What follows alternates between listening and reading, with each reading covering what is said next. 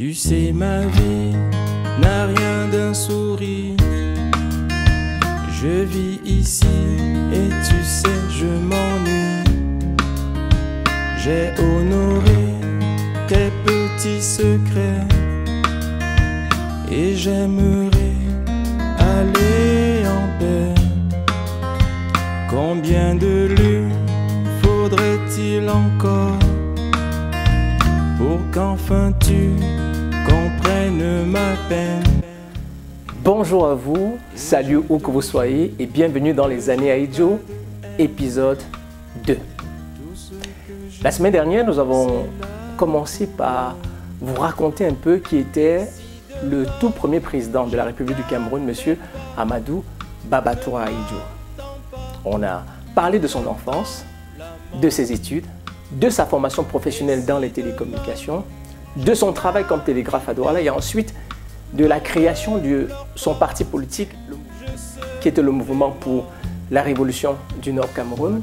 Par la suite, on a parlé de ses amours, son mariage avec sa première femme Adagaroa, ensuite avec Germaine Adiba qui deviendra donc Germaine Ahidjo.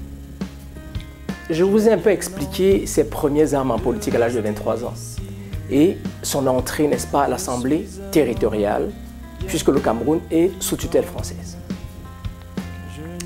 Alors, aujourd'hui, nous allons parler du coup d'État. Disons qu'à cette époque, on n'appelait pas ça coup d'État, on appelait ça un coup de force. Parce que, voyez-vous, le gouvernement qui est en place, qui a été élu majoritairement et démocratiquement, est celui de André-Marie Bida. Jusque-là, c'est les Français qui étaient au gouvernement. André-Marie Bida est donc le premier Camerounais qui gagne des élections majoritairement à l'Assemblée territoriale. Il devient donc ici le premier ministre du Cameroun. Il y a de l'autre côté Paul Sopo-Priso et les modérés, et de l'autre côté on a les UPCistes, ceux-là qui réclament une indépendance immédiate. Il va se passer quelque chose d'assez intéressant et en même temps qui va sonner le glas pour l'ancien Premier ministre André-Marie Bida, Jean Ramadier. Eh bien, qui est cet homme? Jean Ramadier, c'est le haut-commissaire français pour l'État du Cameroun. C'est un peu notre président, si vous voulez, à ce moment-là.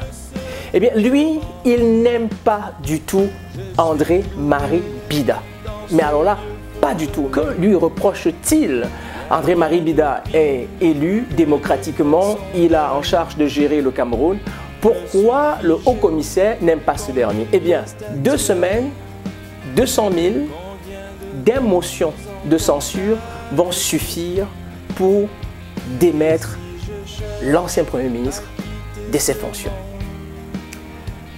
200 000 francs CFA, c'est le montant d'argent que Jean Ramadier, le haut-commissaire, a offert à tous les ministres qui acceptaient de se liguer contre le Premier ministre. Donc, tous les ministres qui étaient avec Ahidjo ont accepté le fameux 200 000, se sont donc ligués contre le Premier ministre qui était André-Marie Bida et forcé ainsi ce dernier à refaire un nouveau remaniement ministériel qui n'a pas été accepté par la tutelle française. Mais qu'est-ce que André-Marie Bida a pu faire comme Premier ministre et pourtant ça fait juste 1 an qu'il est là? Que se passe-t-il? Eh bien, la France lui reproche beaucoup de choses. La première chose, c'est que André-Marie Bida a refusé une indépendance immédiate. Non pas qu'il ne la voulait pas, mais il estimait qu'il était inconcevable que les Français, qui est au Cameroun depuis plus de 49 ans, n'aient jamais formé ni de hauts cadres, ni de fonctionnaires, ni d'administrateurs, ni d'ingénieurs camerounais. Alors, sachant que la France voulait donc donner une certaine indépendance au Cameroun, eh bien, André-Marie Bida s'est opposé à cette certaine indépendance du Cameroun. Pour lui, indépendance ou rien. Mais avant, il a demandé un moratoire de 10 ans. Pour lui, il voulait, pendant 10 ans, que les Camerounais soient formés, que l'administration soit 100% camerounaise, que le Cameroun ait des ingénieurs, des cadres et des administrateurs. Et bien évidemment, il voulait pour cela que ces Camerounais, une fois formés, après 10 ans, il estime que les Français pouvaient à ce moment-là sortir du Cameroun. Non, ça n'a pas passé. Autre chose, André-Marie Bida a affronté les Français.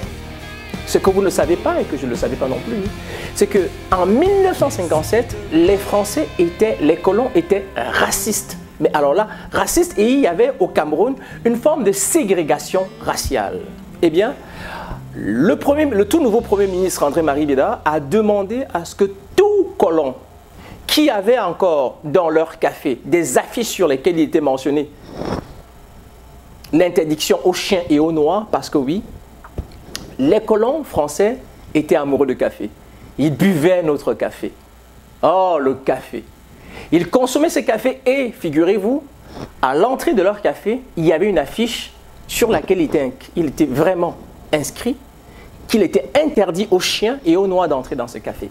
Alors, le Premier ministre, le tout nouveau, dont André-Marie Bida, va donc leur demander, premièrement, d'enlever toutes ces affiches, donc forcément permettre aux noirs d'avoir aussi accès à des cafés, et secondo, tout colon accusé de racisme était renvoyé du territoire camerounais. André-Marie Bida a chassé plus de Français que n'importe quel Premier ministre au Cameroun. Et ça n'a pas plu à la France. Autre chose, André-Marie Bida a affronté le clergé français, dont l'Église catholique.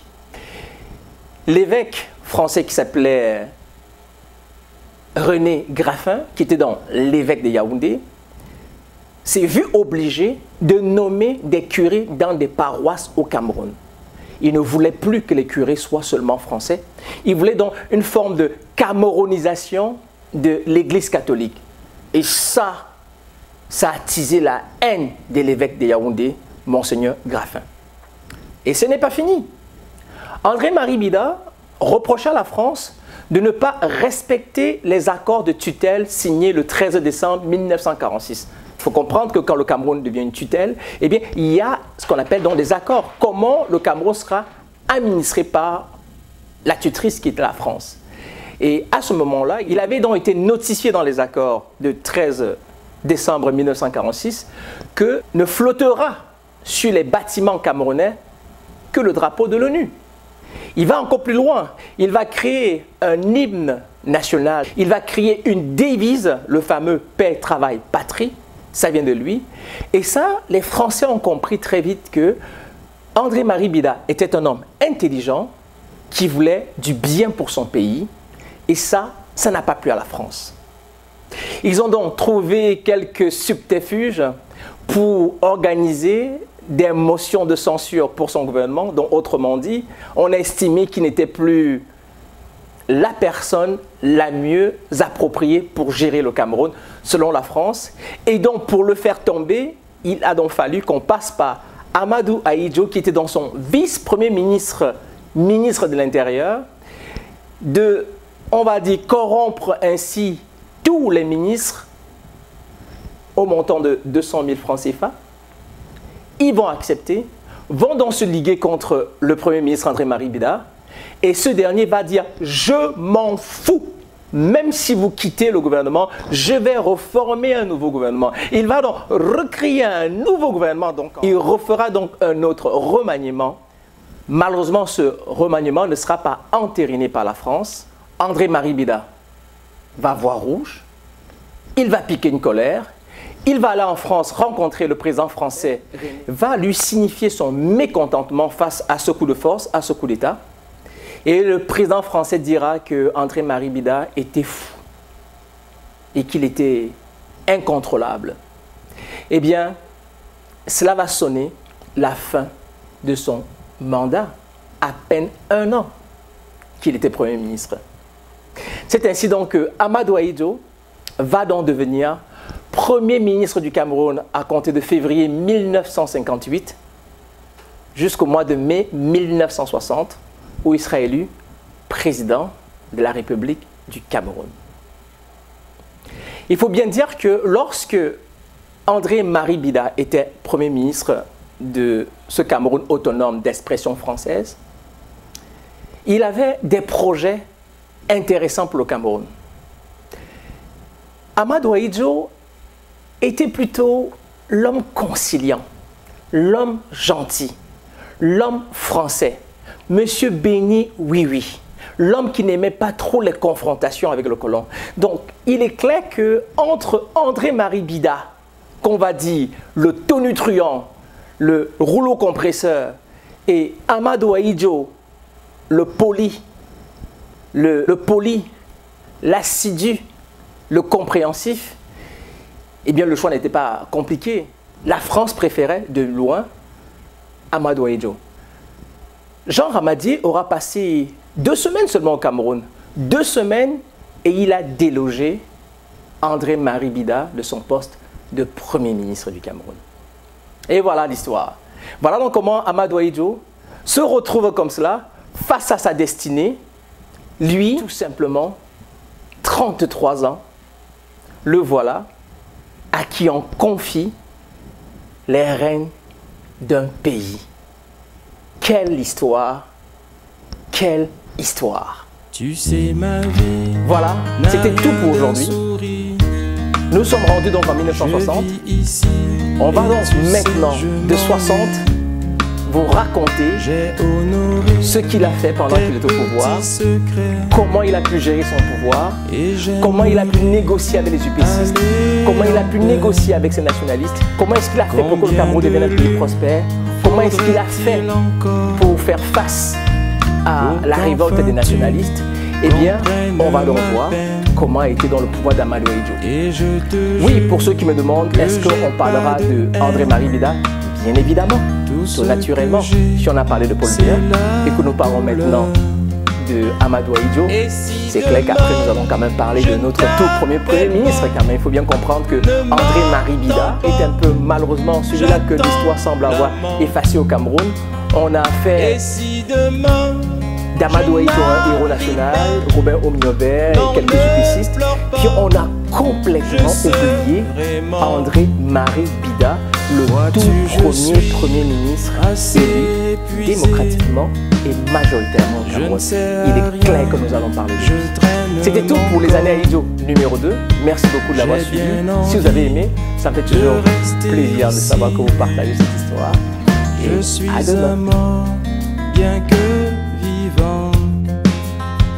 Je ne peux plus tenir trop longtemps. La thérapie a bien ses limites. L'acharnement, ce n'est pas mon choix. Quitter ce monde, j'en fais mon droit. Tu sais, je t'aime, il n'y a pas de doute. Et si tu m'aimes, je t'en prie, fais tout.